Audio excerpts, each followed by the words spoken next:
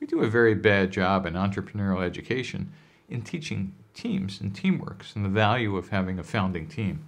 You know, there's kind of a bell curve distribution of the number of startups with one founder versus having 10 founders. And the sweet spot is somewhere between 3 and 5. I mean, you can't have, but what we really don't teach is what happens when the pressure's on, when not only the skills that you need in complementary skills, hacker, hustler, designer, architect, something else,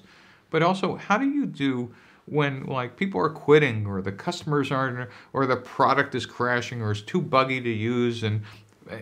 not only people's skill sets, but how do you deal with crisis and conflict? And we really don't teach that, and there's really no good way to simulate that until the last year or two, when there's been these things like startup weekends and lean startup machines where you can actually simulate doing a startup for a couple of weeks or months, rather than putting in the 4 years and raising hundreds of thousands of dollars before you find out you can't stand your co-founder, or worse, you know, they collapse under pressure, or they weren't as good as you thought. And so going through a simulation exercise like that is incredibly valuable if you can find the time and the team,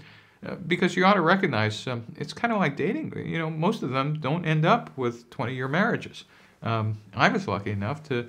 do 3 of my 8 startups with essentially the same team,